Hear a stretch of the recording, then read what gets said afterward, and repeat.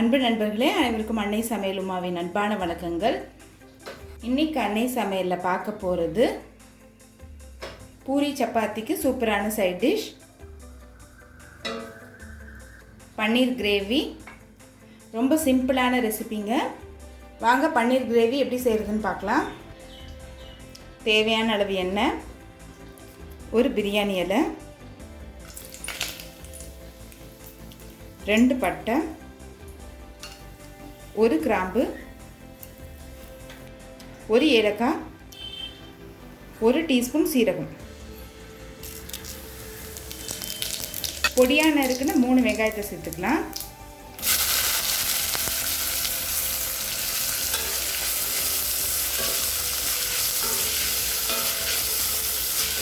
ரெண்டு தக்காளி, கொஞ்சம் முந்திரி. இப்போ இது மிக்சியில் நைஸாக அரைச்சிக்கலாங்க. முந்திரி சேர்க்கறதுனால கிரேவி நல்லா திக்காக இருக்கும், அதே நேரத்தில் டேஸ்ட்டாகவும் இருக்கும். இது மாதிரி நைஸாக அரைச்சிக்கோங்க. வெங்காயம் நல்லா வதங்கிடுச்சுங்க. கலர் பார்க்கும் போதே தெரியும். 1 டீஸ்பூன் இஞ்சி பூண்டு விழுது,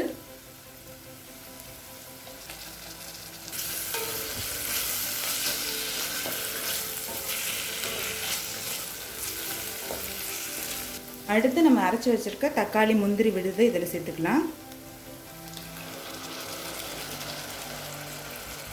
தேவையான அளவு உப்பு,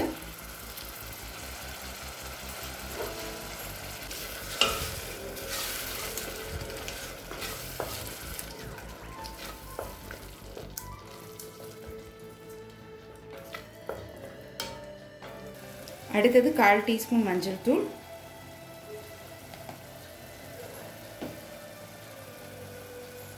ரெண்டு டீஸ்பூன் மிளகாய் தூள்,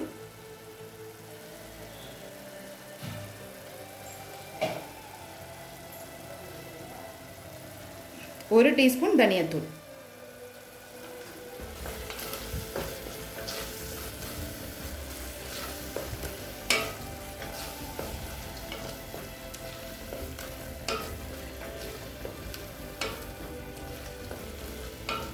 இப்போ மிளகாத்தூள் வாசனை போக 1 நிமிஷம் வரைக்கும் நல்லா வதக்கிக்கலாங்க.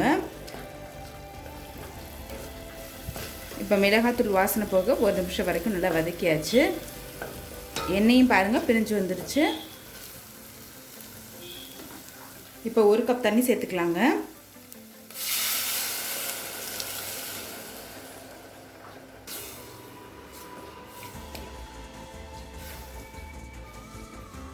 மூடி போட்டு ஒரு 5 நிமிஷம் ஸ்லோலே வச்சிடலாம்.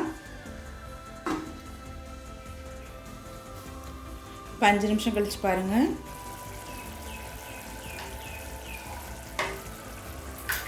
அடுத்தது நம்ம பன்னீரை சேர்த்துக்கலாங்க. 200 கிராம் பன்னீர் சேர்க்குறேன்.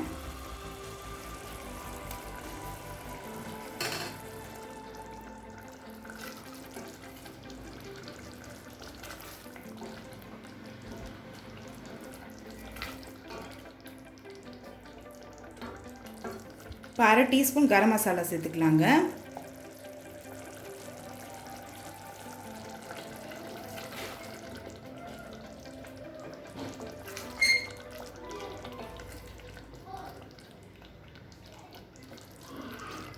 போட்டு ஒரு 5 நிமிஷம் ஸ்லோலே வச்சிடலாம்.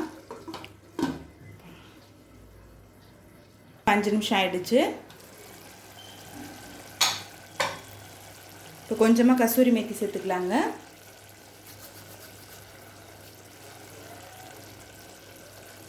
கசூரி மேத்தி இல்லைன்னா கொத்தமல்லி சேர்த்துக்கோங்க.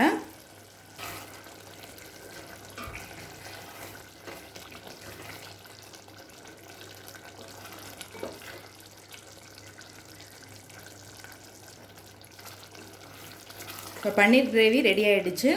சர்வ் பண்ணிடலாம்.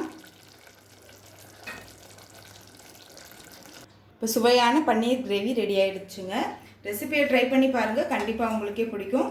ரெசிபி பிடிச்சிருந்ததுன்னா வீடியோவை லைக் பண்ணுங்கள், கமெண்ட் பண்ணுங்கள், ஷேர் பண்ணுங்கள். இது வரைக்கும் அன்னை சமையல் சேனலை சப்ஸ்கிரைப் பண்ணலான்னா சப்ஸ்கிரைப் பண்ணுங்கள். தேங்க்யூ.